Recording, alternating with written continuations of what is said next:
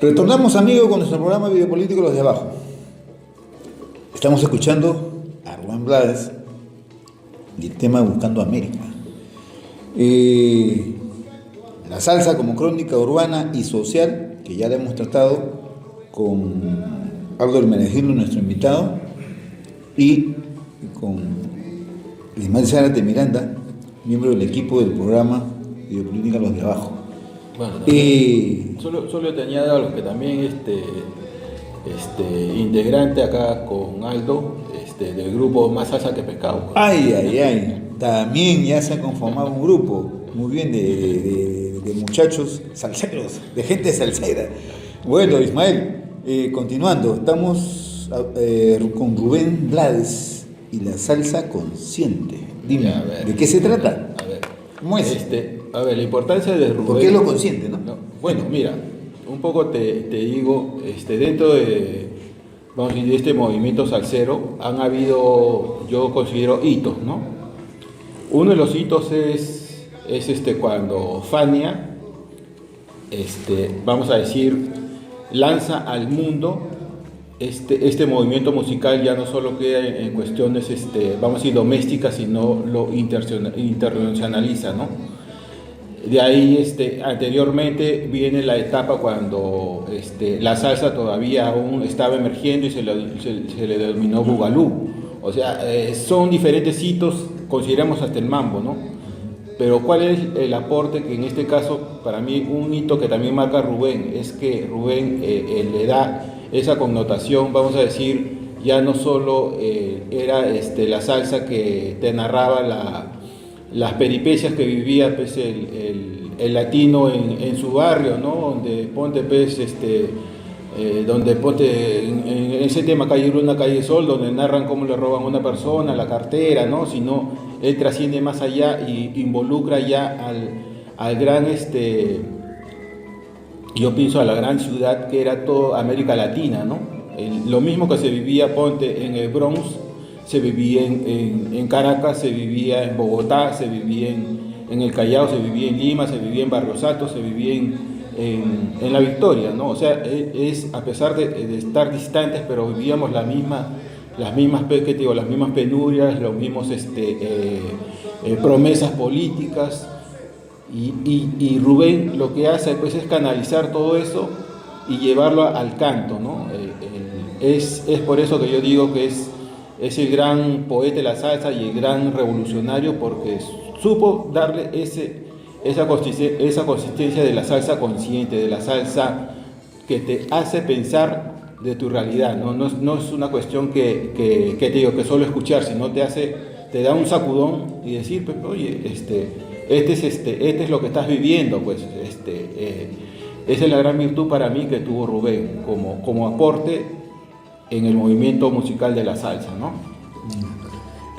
Pero hay el contenido de la letra, ¿no? Es donde se traslada al hombre común y corriente y se ve reflejado en él, ¿no? Y va con crítica, ¿no? Va con cuestionamiento al orden político, al modo de vida de la gente. Me acuerdo, ¿no? En este caso, esta canción, ¿no? ¿Cómo se llama? Me acuerdo, bueno, el lado político, pues el Tiburón, por ejemplo, ¿no? La invasión, ¿no? imperialista de Estados Unidos en Centroamérica, clásico, exactamente, esa es la canción que me vio yo. Tú dime.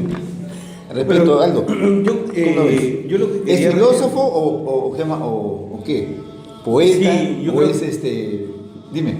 Yo creo que lo que habría que rescatar varios elementos, ¿no? En primer lugar, hablábamos de la música como una expresión de determinados pueblos, ¿no? Y determinados géneros que constituyen identidades, pero también lo importante que representan lo que llamaríamos esas figuras emblemáticas o esos íconos culturales. Es decir, cada uno de ellos a su manera, los cantantes, los compositores, los músicos, van formando parte de la identidad y la trayectoria personal de cada habitante urbano que se relaciona con ellos. Ahora, con Blades sucede algo bastante, digamos, llamativo, o insólito de alguna manera. Es un intelectual metido en un mundo de mulatos, en un mundo de salseros. Es un poco lo que pasaba con Tito Curí Alonso, que es un tipo también, un personaje de una gran talla, de una dimensión, de una alta cultura, un tipo muy culto, pero solo era compositor. En el caso de Blades, él viene de la universidad y ha estudiado Derecho. claro, él, para empezar, Ciencia política. eso seguramente lo comentará más en detalle Ismael sobre las influencias familiares de Blades, pero lo que yo entendía es que primero, en principio, la situación en su familia no era tampoco demasiado cómoda, ¿no? El padre era oficial de policía o miembro de la Policía de Investigaciones que tiene que emigrar a Estados Unidos para buscar un mejor porvenir. Y es curioso porque en este último documental, Yo no me llamo Rubén Blades, él vuelve a contar la famosa anécdota de cómo él llega a Fania All Star, porque él efectivamente había estudiado Derecho en Panamá y él llega y se ofrece como escritor, dice, él llama por teléfono y se ofrece como escritor y dice, no, yo trabajo acá. Y él antes de colgar dice, pero ¿no habrá alguna cosa para hacer por ahí, cualquier trabajito? Ah, bueno, un trabajo como de entregar correos, como conserje. Y entonces, mensajero, el hombre se mete. Pero yo quería contar una anécdota que a propósito de la visita de Rubén Blades aquí a Lima, contó el ya finado promotor e impulsor de este género, que fue Hugo Ávila, una persona muy importante en el Perú, en la promoción de la música afro-latino-caribeño-americana, como la llamaba Luis Delgado Aparicio Porta, ¿no? Entonces, él en ese entonces estaba ya recién elegido Belmo como alcalde de Lima, y no recuerdo la ocasión, tú de repente lo recuerdas al detalle el concierto en el que se presenta, pero la cosa es que Belmo tiene que ir a recoger a Blades, y Blades está en el hall de Sheraton leyendo un libro con unos anteojos. Para ese entonces nadie había visto a Blades, sino solo lo había escuchado. Entonces lo que uno imaginaba era que habitualmente era un sambo, un mulato o un negro, ¿no? Y entonces cuando dice que el ave le cuenta que le pregunta al señor de la recepción, al encargado de la recepción, Belmo le pregunta, estoy buscando a Blades, ahí está, mira, y como lo ve ahí sentado con lentes, leyendo, pero ¿dónde está? Ese es, dice. ¿Cómo? ¿Ese que está ahí? ¿Ese que está leyendo? Sí, ese es Blades. Para la gente era una sorpresa ver un tipo que era un compositor, como estamos hablando, de una música de barriada, de gente achorada, de gente muy identificada con el mundo afro, ¿no? A un tipo con dos lentecitos, con un librito leyendo en el hall y de tez blanca, ¿no? O sea, de pigmentación clara, ¿no? O sea, es un poco la idea de la situación, ¿no? Claro, ahí coincido contigo, de repente siempre tenemos los estereotipos, ¿no? O sea, quizás pues él esperaba ver un tipo con sus macarios, ¿no? Con su pantalón a la campana. Con su African look, ahí, claro, pues, con su camisa floreada. Claro, un Oscar de León, claro, o sea, pero ese es a veces lo que nos han vendido. Claro. Y Blades, en este caso, él como Aldo dice, él era una persona bien preparada, o sea, él era abogado, pero tenía sus cosas también bien centradas, o sea, su objetivo era llegar a Fania, porque más allá de ¿qué te digo? Que un abogado se meta de conserje, pucha, que es una cosa de locos, ¿no? O sea, en la vida, pues, o sea, con todo tu pergaminos ir a lo más bajo, pero él ya sabía cómo iba a entrar a ese mundo de Fania, ¿no? Fania All Star. Y sí, o sea, él le viene, él, vamos a decir, el encuentro que tiene el feliz encuentro, yo digo, que tiene con Willy Colón, es que Willy era el pata callejero, o sea, Willy Colón era el pata que sí, o sea, era el malandro, porque él hasta de chico narraba, pues, que él se tenía que agarrar, como decía, piñazos con las pandillas ahí de su barrio, ¿no? ¿Piñazo qué significaba? O golpes, o sea, pelea. Claro, pero ahí lo que es interesante es que a pesar de su edad, Willy Colón ya era una figura importante en el mundo que ya se había construido de las estrellas de la Fania y de la música latina, mientras que Blades recién empezaba. Entonces, Willy Colón se arriesga a participar del proyecto de Blades en cuanto a desarrollar un tipo de salsa narrativa y reflexiva que genera un giro en la estructura musical, en el formato musical que ya se había desarrollado antes de Blades. Ese es el tema. Pero como Colón, digamos que era más intuitivo, pero es un músico, ¿no? También preparado, pero llega a entender esta idea de que la música no solamente servía para bailar, sino, y eso está en cuestionamiento, si la música servía para pensar. No sé si nosotros, que hemos vivido sobre todo, creo yo, el periodo más feliz de Blades, para mí, por gustos, que es todo el periodo de los 80, a ver si cuando bailabas plástico de verdad estabas pensando, no solo bailabas nada más, ¿no? O sea, habría que ponerse a recordar. Ismael, tú justamente ahí vas a entrar ahí, cuando hablabas de que cómo es que, por qué Willy Colón opta por Blades, ¿no? y dejó por un tiempo a Héctor Lavoe. No, bueno, dime, ¿cómo fue eso? Porque Héctor, tú has referido claro, eso. No, claro, Héctor Lavoe, vamos a decir, por la misma, por la vida disipada que tenía, pues no llegaba a veces a tiempo a las grabaciones, a los conciertos. Ya Willy Colón ya optó por mejor dejarlo que siga su camino, a pesar de ser vamos a decir uno de los que más vendían, o sea, el dúo que más ha vendido, claro, creo, que más ha vendido en España. Blades, ¿qué te digo? Héctor Lavoe era vamos a decir, el que había nacido con Fania. O sea, a diferencia de Pico de Rodríguez o de Cheo Feliciano, que ellos ya tenían una trayectoria, Ismael Miranda y Héctor Lavoe nacen con Fania, o sea, son de sus canteras, y eran, pues, como se dice, su caballito de batalla. Pero la vida, pues, de Blades, de Héctor Lavoe, muchas veces no dejaba avanzar el proyecto que tenía Willy, ¿no? O sea, Willy muy desordenado. La virtud que tiene Willy Colón es que él sabía engarzar la cuestión comercial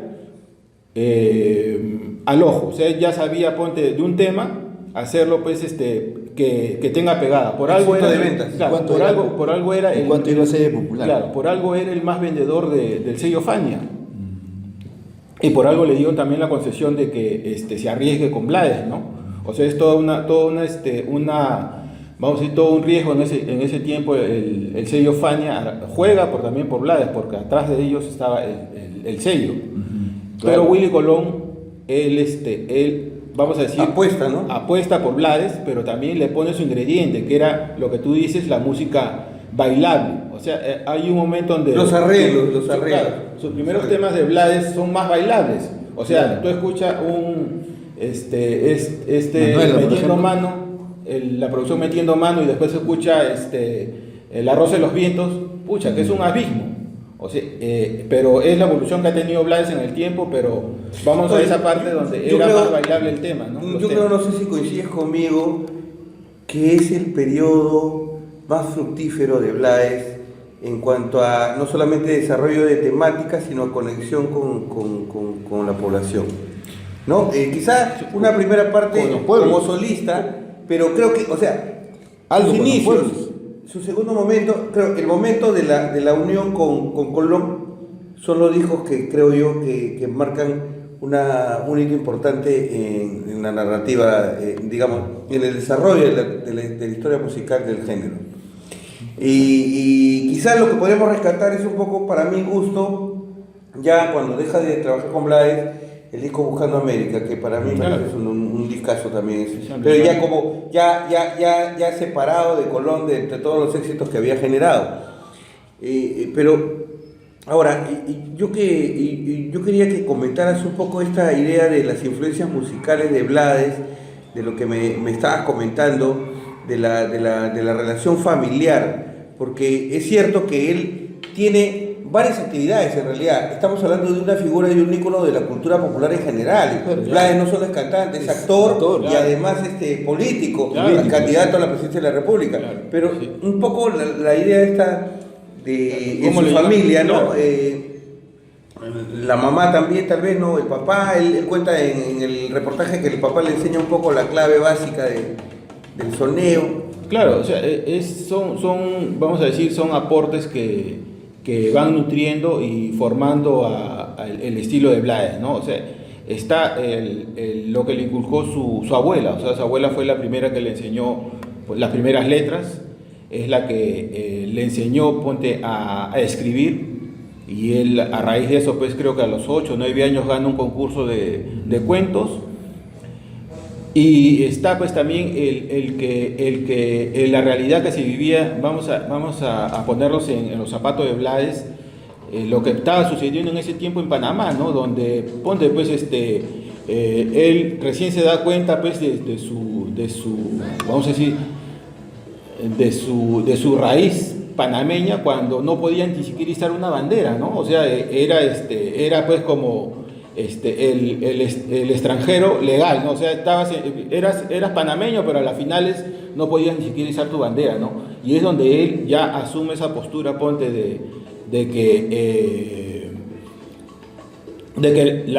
para él la música era una forma también de expresar esa protesta, ¿no? Porque antes de eso, pues, Blades después le gustaba el rock, porque el gran, vamos a decir, como él dice en su disco Tiburón, la gran águila estaba ahí, pues, en su tierra, y con todo su maquinaria, ¿no? Con todo su mercadeo, que era su música también, pues, ¿no?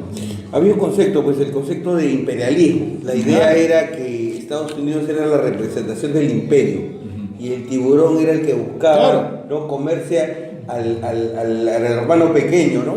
Al indefenso. Entonces, ¿qué buscas aquí, no? En esta playa solo se habla español. Claro. ¿No? Magnífico, ¿no? Ahí hay...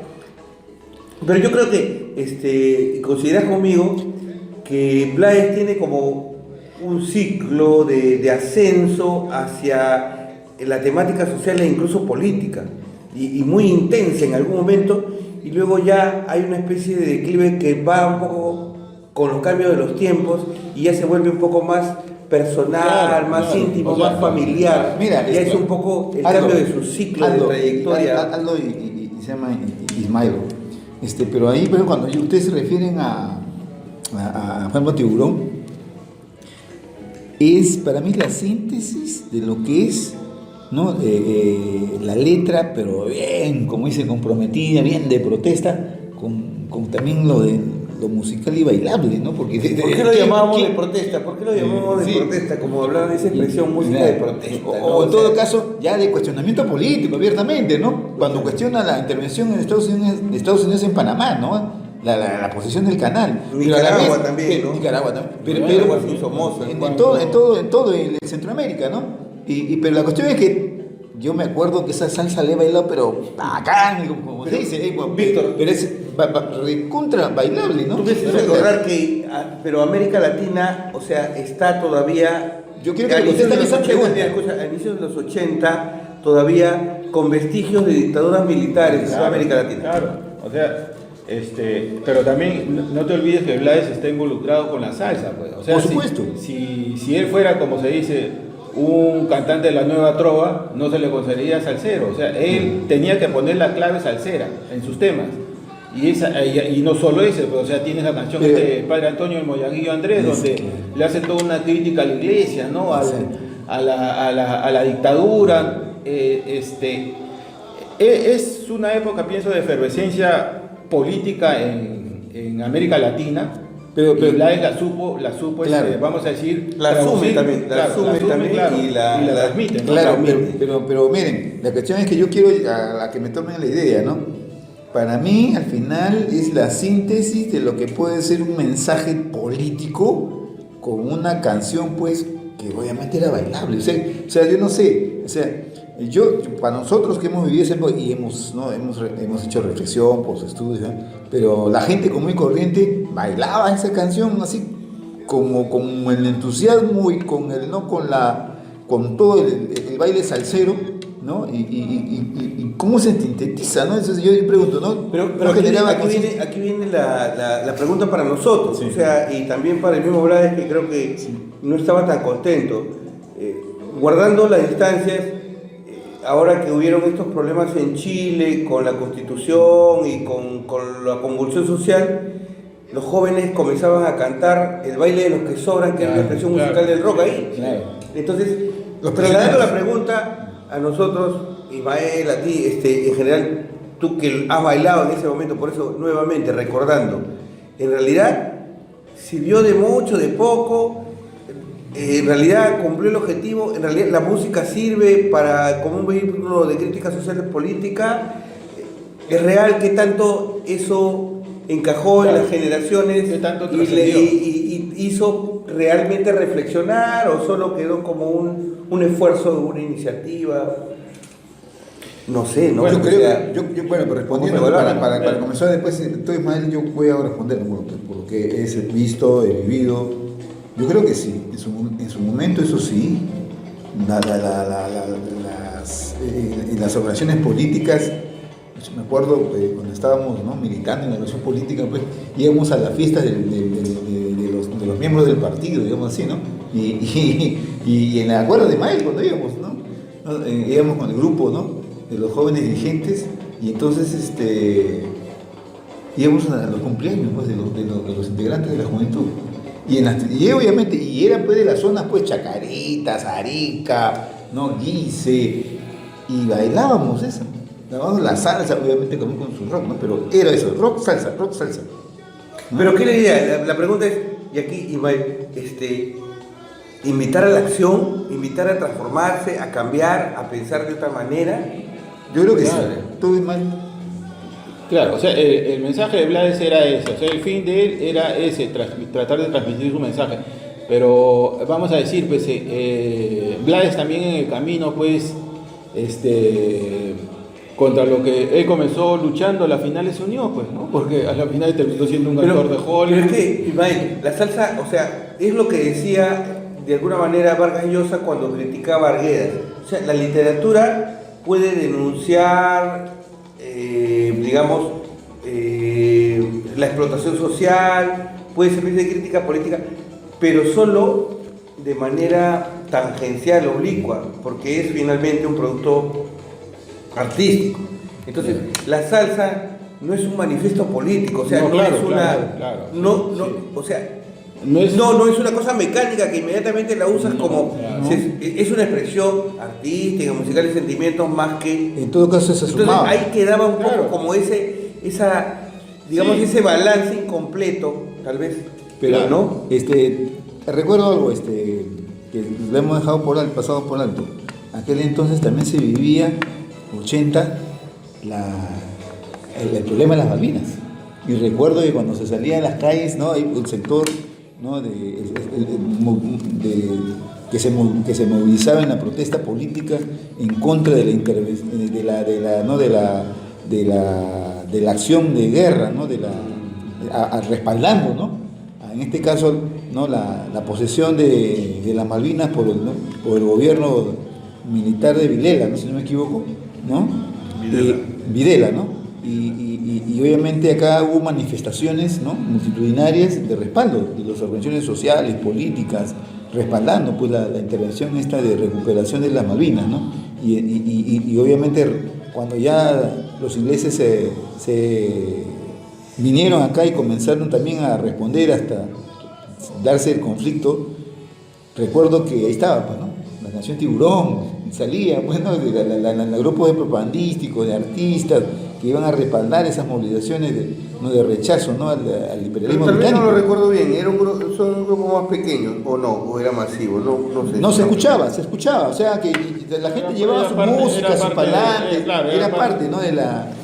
Sí, pero de repente quizás lo que dice Aldo es hasta qué punto trascendió vamos a decir, el grito de protesta que estaba haciendo Blades, ¿no? O sea, Blades dentro de vamos a decir, su idea política, él veía la realidad latinoamericana y la expresaba en su canto. Pero está eso, ¿no? O sea, si llegó el mensaje nítido, vamos a decir, en este caso al oyente, o no. Yo pienso, mira, de todas maneras, sí, o sea, sí, por ahí removió conciencia, ¿no? Pero de repente quizá también una parte de los que los que lo escuchaban solo tomaban en cuenta la parte bailable, ¿no? O sea, es un tema bacán y bailo y un poco descarto la cuestión. Yo mismo, o sea, yo he valorado la canción Tiburón después del tiempo, o sea, en el momento no me fija, a veces uno baila ciertos temas por el momento, como había un merengue, no me acuerdo, que mi pareja me reclamaba, hay un merengue, no recuerdo la letra, pero hay algo de Le compro su novia, que es, pero si tú le pones atención a la letra es súper, pero súper machista, pero uno la baila normal, o sea, pero en realidad si te pusieras a pensar, en el fondo 2 veces, no la bailo, pues, no, algo así, ¿no? Entonces, es un poco eso, la idea era, si de verdad, cuando bailabas plástico, te ponías a cuestionar a la flaca, que de verdad, no sé, yo lo dudo un poco, ¿no? O sea, no era tan mecánico. A mí sí me gusta la flaca con su perfume Chanel, lamentablemente, digo. Pero mira, pero la cuestión es que, acuérdate también, otro ingrediente de esto para haber calado el discurso de Blades era la alta politización que había en esa época. Sí, efectivamente. No, acá por eso te digo. Por eso te digo. El contexto es de América Latina. Claro, Ya, por eso había es una un momento movilización especial, terrible, ¿no? Tremenda. No, que si hay un momento en que Blades en un concierto dice, América Latina, este continente donde matan a la gente pero no matan a la idea. O sea, porque todavía habían las dictaduras militares de los desaparecidos, todavía quedaban en los 80. No, y por último, Blades no era Ponte el único que con su canto está llevando un grito de protesta, ¿no? En Brasil tienes a Chico Buarque, en Chile tienes a los Víctor Jara, Víctor Jara, grupos, o sea, Itilimani, era todo Itilimani, que todo- lo Isabel Salud. Parra, sí. claro, Sí. en Era Cuba un mismo movimiento tenías latinoamericano en general. a Silvio Rodríguez, a Pablo Milanés, ¿no? O sea, era toda una efervescencia en ese momento en los 80s, donde parece que era el grito, la consigna era protestar ante ya, o sea, el hartazgo que tenía la gente hacia esa política de las dictaduras y sí, o sea, Blades también asume eso, ¿no? Como parte de su vivencia, lo repito de nuevo, por lo que él ya había pasado en Panamá, ¿no? O sea, más dirigido hacia O sea, justamente ese es lo que comentábamos en este documental. Yo no me llamo Rubén Blades. Él cuenta aparentemente la primera escena que le genera ese efecto de reflexión y de conciencia social, que es una protesta realizada el 9 de enero de 1964, cuando él debía tener más o menos unos 16 años, y hay un grupo de estudiantes del Instituto Pedagógico de Panamá que van a ejercer una protesta porque quieren colocar la bandera de Puerto Rico, la bandera de Panamá, claro, junto con la bandera de Estados Unidos, porque estaba invadida, en lo que se llamaba la zona del canal, que es el canal de Panamá que está intervenida por Estados Unidos. Y esta canción 9 de enero es una canción que graba de manera reciente, creo. Él señala que es la primera canción que él escribe para contar estos acontecimientos políticos y sociales, ¿no? Entonces, a los 16 años ya él se ve impresionado por una situación que de alguna manera él quiere decir que marca su biografía personal, ¿no? Entonces, Para terminar esta parte del tiempo nos gana,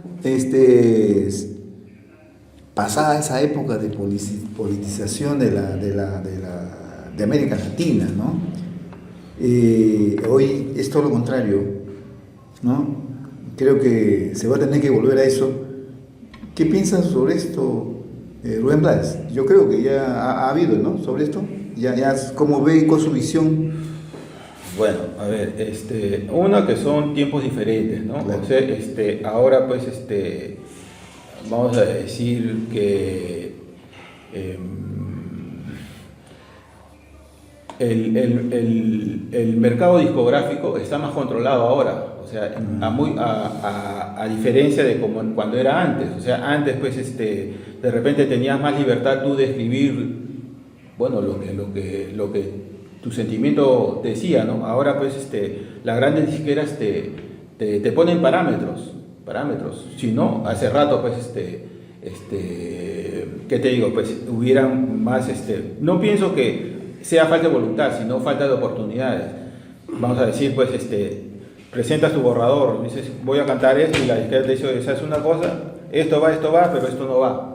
Y tienes que acoplarte a este nuevo, vamos a decir, orden de controlar las cosas, ¿no? Y por eso tú ves que ahora, pues, el gran grito de protesta ante vamos a decir, ante los reclamos políticos son las redes sociales, que es ahorita lo que más libertad tiene. Y sí, quizás Rubén en ese tiempo supo canalizar esto porque había más libertad, entre comillas, de expresión, ¿no? Y a diferencia de ahora, ¿no? ¿Y ahora qué dice sobre eso? ¿Quién? ¿Blades? Sí, ¿qué dice? ¿Va a ser pronunciado? ¿Qué dice?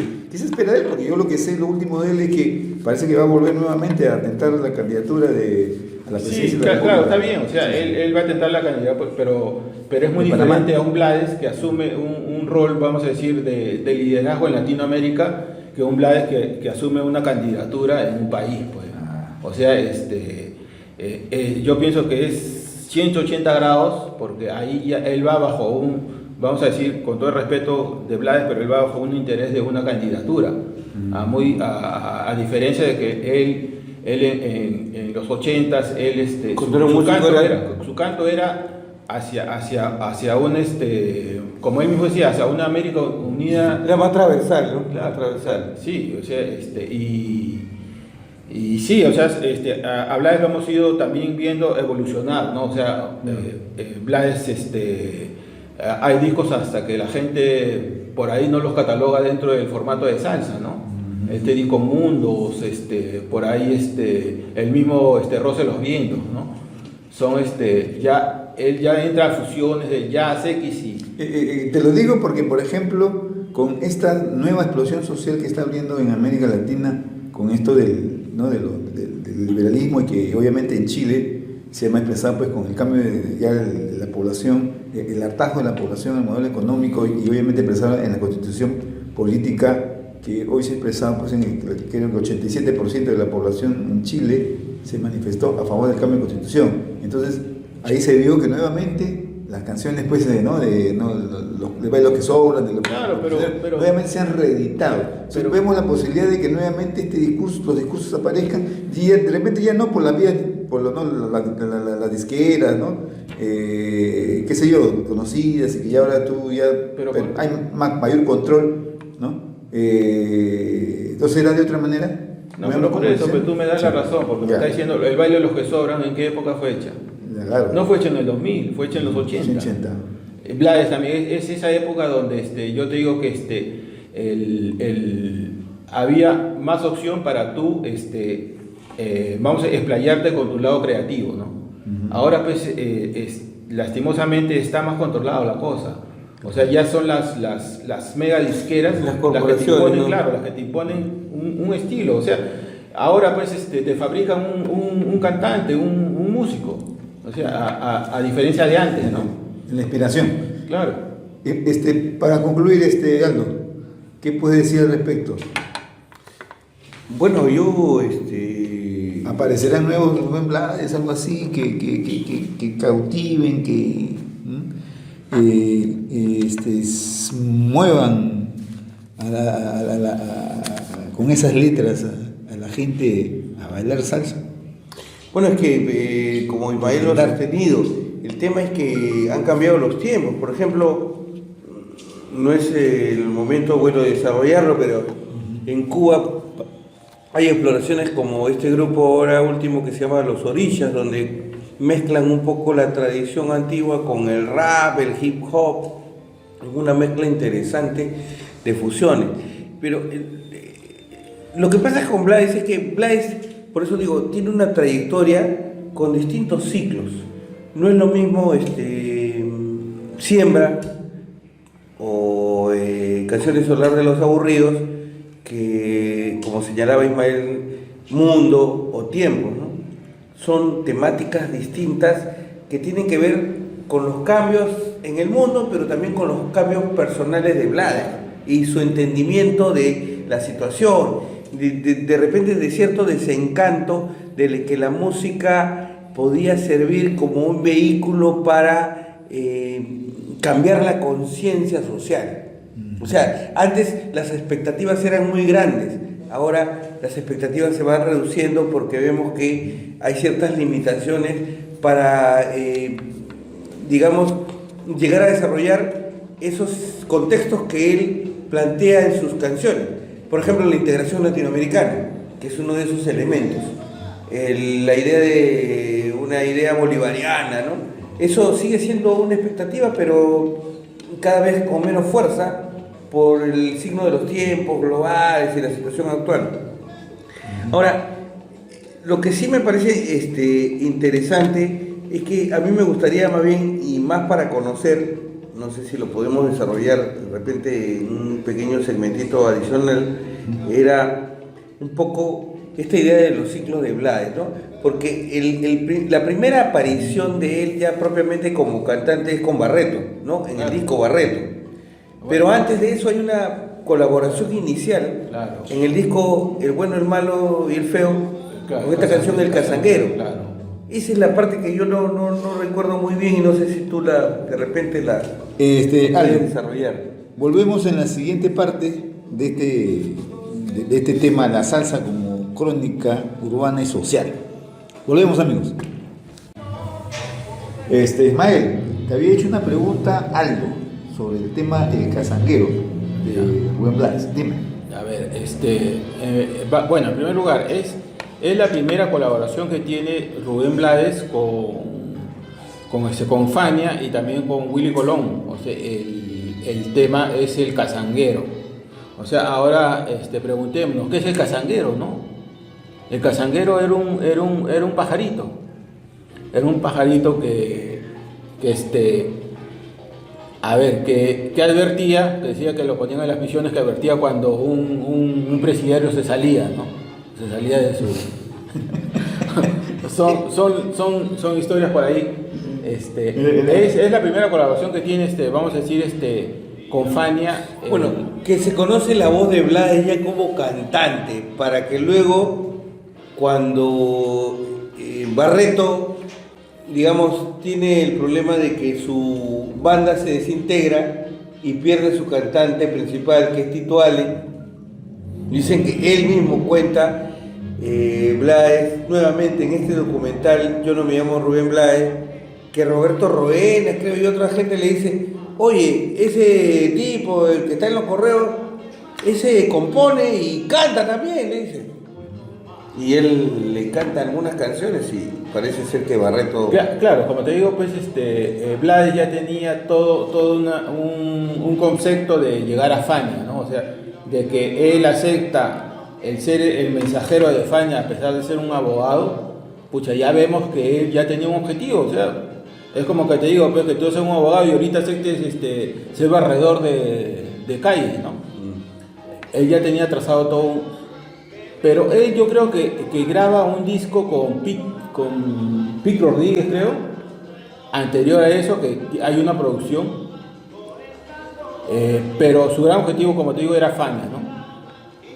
Si le dan la chance, como tú bien cuentas... Pero ¿dónde crees que se produce el boom real? No es en este tema el cazanguero, no es con Barreto tampoco. O sea, él quería llegar a encumbrarse como, vamos a decir, cantante de planta de Fania.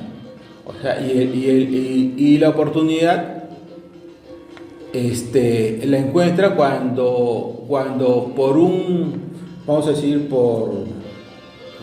no es un secreto, lo mismo que pasaba con Héctor Lavoe estaba pasando con Cheo Feliciano. O sea, Cheo Feliciano también en un momento de su vida está involucrado, pues, en este mundo de las drogas, y él fallaba algunos conciertos. Entonces, Pacheco, sabiendo las virtudes y de repente las falencias como cantante, pero le dice que asuma el reto de presentarse al frente de una tarima ante Fania. Y Blades acepta el reto y de repente, si tú escuchas el disco 25 aniversario de Cheo Feliciano recibe un ramo de flores de Rubén Blades, y Cheo Feliciano ahí dice, pues, entre los dos hay algo que realmente, como que Cheo le da el mensaje como diciendo, por mí es que estás donde estás, ¿no? O sea, porque Bueno, al final son pero oportunidades. lo que yo le quería preguntar era más bien, ¿por qué falencias? O sea, ¿por qué supuestamente falencias? No, es que en mira, Blades? tú compara a Blades con Héctor Lavoe. Bueno, Sí. de hecho había toda una disputa Claro. sobre el tema que emblemático, No, como el cantante, te hablo- en te la hablo- que él incluso... en algún momento- te hablo de lírica, de cantantes. O sea, Héctor Lavoe hablaba y cantaba. O sea, Héctor Lavoe era un pata, que te digo, una persona superdotada. O sea, en este caso, Héctor Lavoe era una meta muy alta para Blades, y el mismo Blades lo reconoce en un momento, ¿no? O sea, él dice, pues, cuando él compone el cantante, él dice, pues, yo canto la canción que yo escribí el cantante, pero no me comparo con Héctor Lavoe, como reconociendo, pues, que la virtud que tenía como cantante Héctor Lavoe. O sea, Blades sí creó su estilo, igual que vamos a compararlo con Willy Colón, que también a la final se decide por cantar. Pero ellos no tenían, pues, punto de comparación con lo que hacía, pues, Héctor, ¿no? O sea, vamos a decir, quizá eran más nasales, pero... Claro, la interpretación, la forma de comunicar con el auditorio, ¿no? El propio estilo con el que se identificaba. Y lo que hemos hablado, que de alguna manera creo que Blades, de todas maneras, no sé si era una desventaja, pero el hecho es que a veces podía ser demasiado intelectual para un mundo más dedicado a la vida cotidiana, de alguna manera. Pero conectó. Yo me acuerdo que justamente otra de las anécdotas famosas de Hugo Ávele, en alguna ocasión, en el programa de Delegado Aparicio, era que ellos habían ido a Nueva York para traer a Héctor Lavoe a Lima, porque tú debes recordar que antes que Héctor llegara a Lima, primero llegó Blades. Claro. Entonces, ellos dicen que van a una discoteca X y ven que salen las chicas del CAN, y luego al rato se presenta Héctor Lavoe. Entonces son como yendo a cualquier discoteca acá de la Avenida La Marina, claro, o las que habían en la Venezuela, y se quedan boquiabiertos, porque para ellos era un ídolo. Entonces lo van a abordar al camerino, específicamente Hugo Ávele, y le plantean la idea de ir al Perú. Y parece que Lavoe estaba bien enterado de las cosas y decía, no, allá a ustedes en Perú, allá les gusta Blades. Como que Blades había tenido un boom aquí porque Claro. había venido a la Feria del Hogar, había llegado. En ese tiempo había venido el Estadio de Alianza Lima.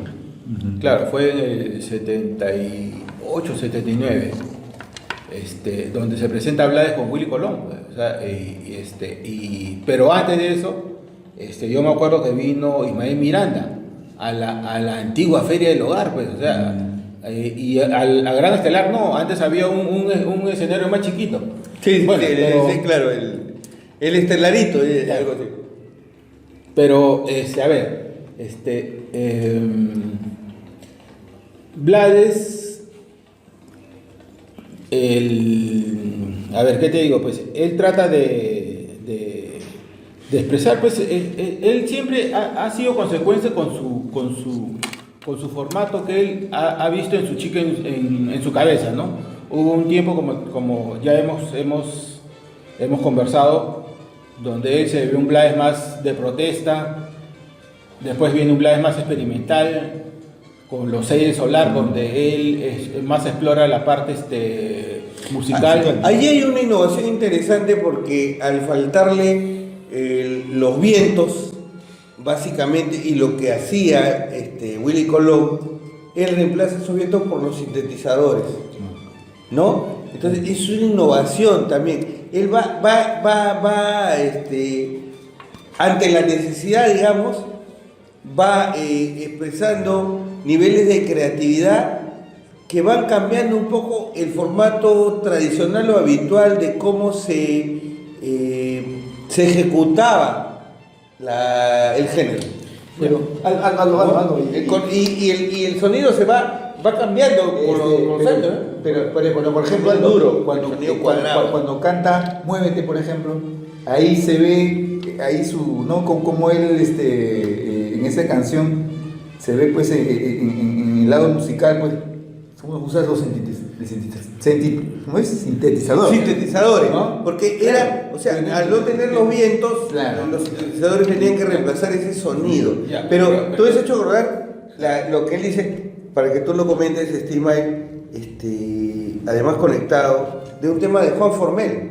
No, por eso te No, digo. que además era el tema que grabó con Barreto, Guararé. Claro, o sea, es que Blades recibe la influencia de la orquesta Bam Bam. O sea, Bam Bam es la original que graba el tema Muévete. Ya. O sea, y O Bam en Bam, este caso, Juan Formel. de repente nos vamos a meter la música cubana, pero en Cuba muchos músicos neoyorquinos y de Puerto Rico pensaban que la música de Cuba había terminado en los 50, pero no, pues, o sea, tenías al monumental Iraquere y por el otro lado tenías a Bam Bam.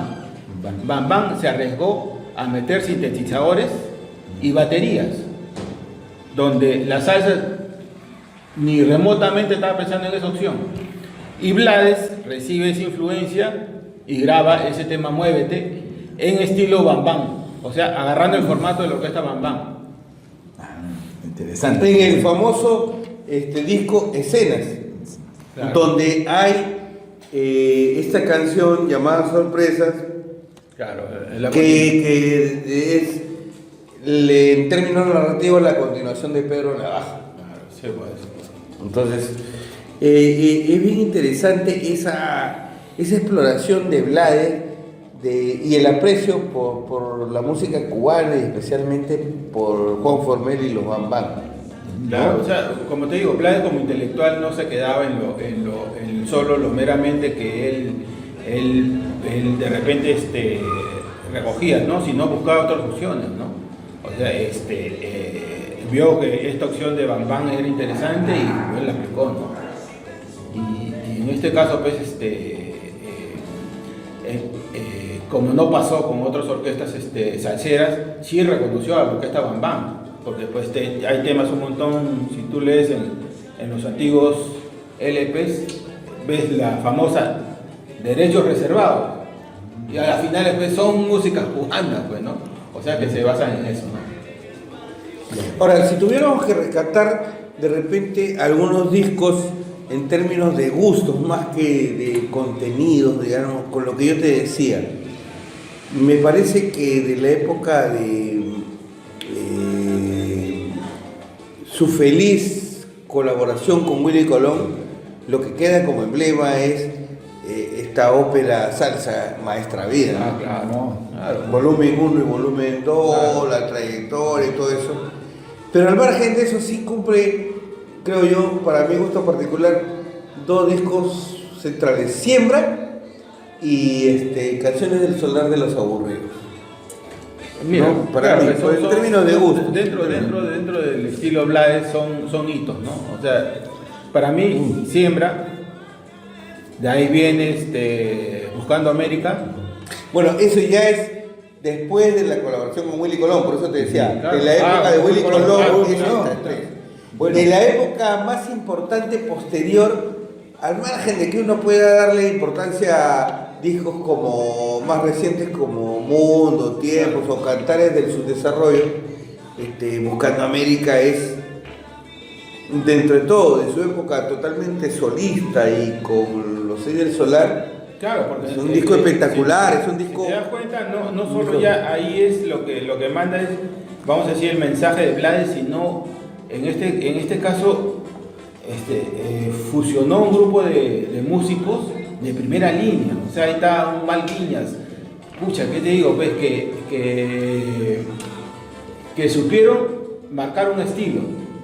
Y en este disco, que fue el primer disco, como vamos a decir, como entre comillas, como solista, porque lo hizo con Seis Solar, de Blades, ya vamos a decir, alejado del sello Fania,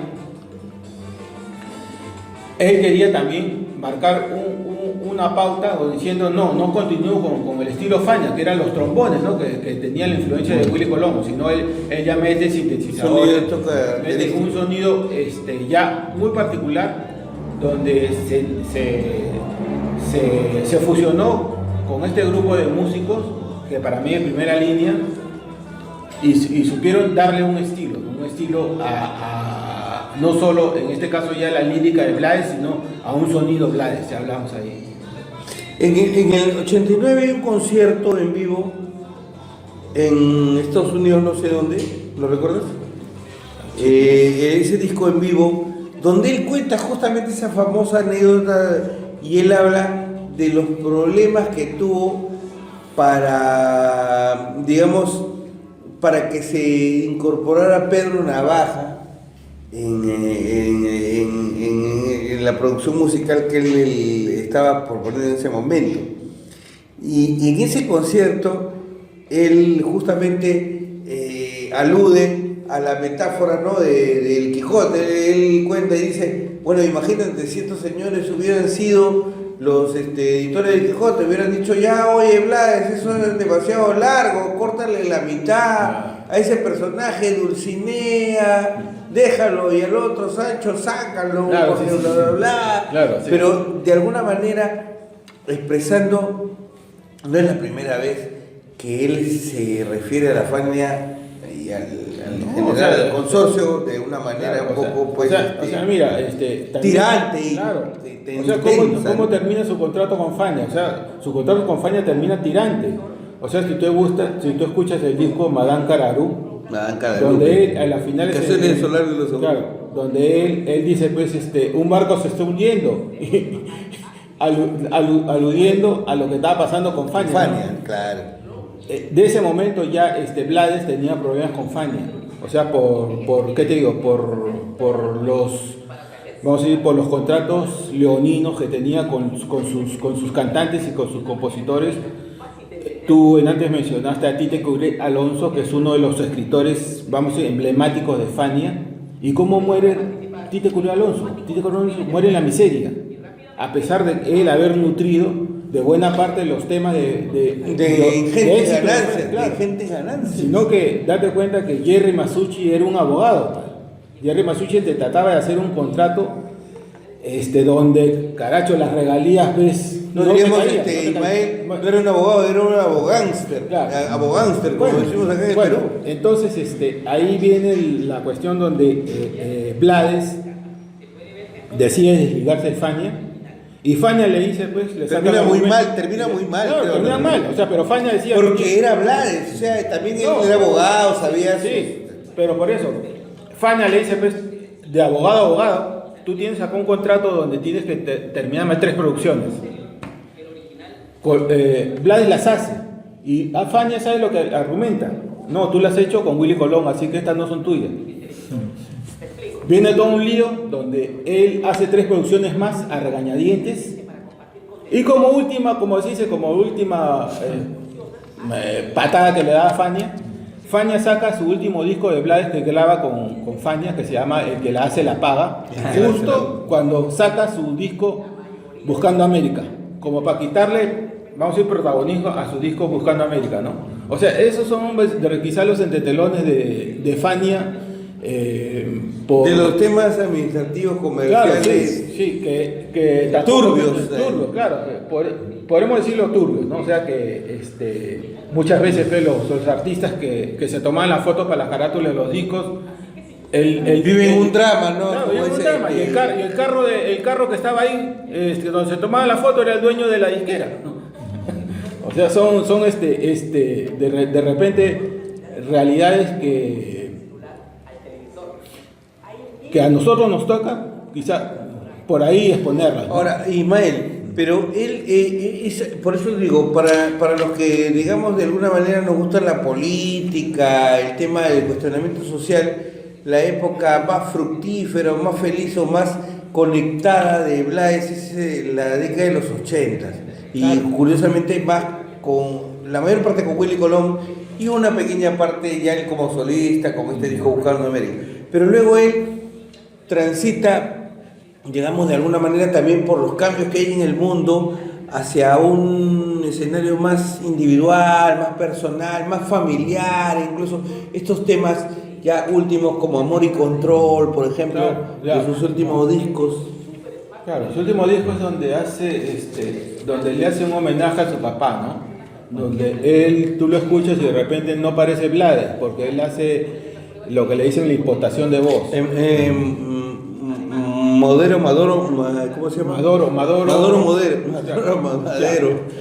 Él ahí le rinde un homenaje a su papá y él en el rol de rendir ese homenaje un poco asume esa postura de la voz de su papá.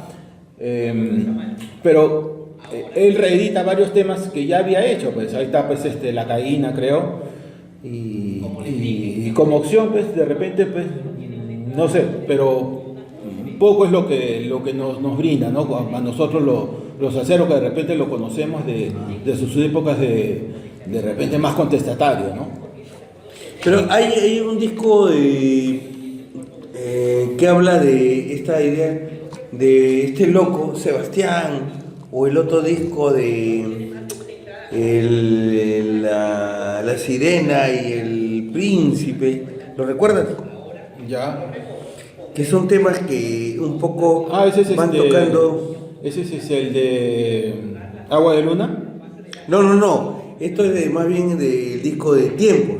El disco Agua de Luna es un disco interesante que tú lo has recordado, porque es la influencia de García Márquez en Rubén Blades. Y Rubén siempre se ha referido a García Márquez de manera siempre muy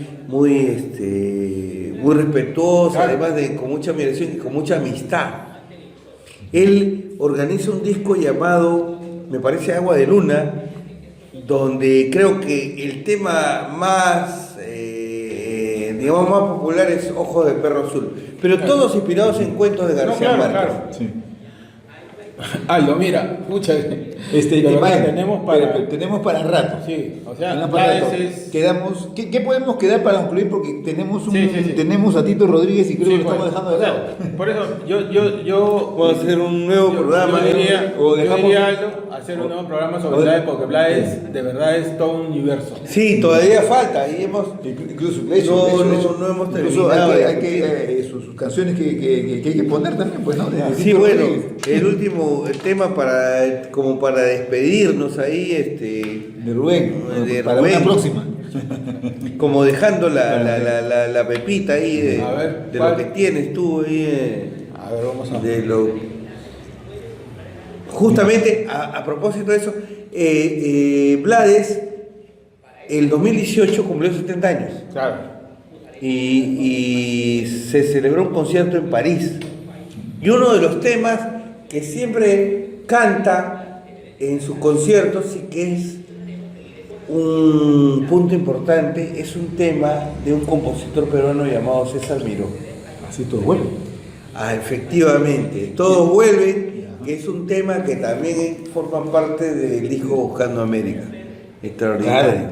Claro. Y es una de las pocas composiciones donde Blades deja la autoría y la cede a otro compositor. Que el propio compositor César Miró. Bueno, con ese tema nos despediremos, pues todo vuelve.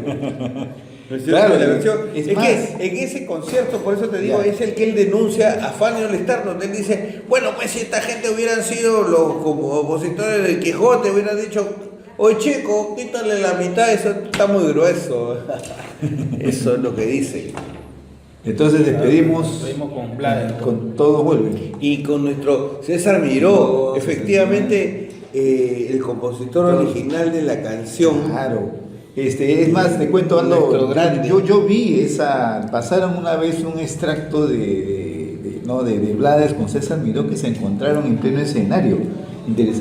Las cantan primero, si no me equivoco, la cantaron a un compositor peruano de música criolla, la cantó, que también se encontró con él, porque fue un encuentro de un compositor peruano, no me acuerdo el nombre, no me acuerdo del compositor, que se encontró con Rubén Blades y justamente hicieron la versión salsa de Todo Vuelve. Aprovechando ese que dices respecto. No, te digo, de verdad, Blades, pucha, que nos podemos mantener acá 3 días, Pero sería bueno tener esa Sí, versión, ¿no? sí. De cómo se da, porque me acuerdo el programa que lo presentaron, entonces hay un momento en que Blades comienza a cantar, todo vuelve en música criolla y luego pasa a cantar la A cantar en salsa. en salsa. Bueno, sí, Interesante, habría que espectacular. verlo. Bueno, Entonces, amigos, entonces con esto terminamos esta parte de, ¿no? de lo que es la salsa como crónica urbana y social. Terminamos con Rubén, que estamos comprometidos a un nuevo programa de salsa para seguir tratándolo y luego continuar con Tito Rodríguez, la influencia de Tito Rodríguez en los ritmos caribeños. Ya volvemos, amigos.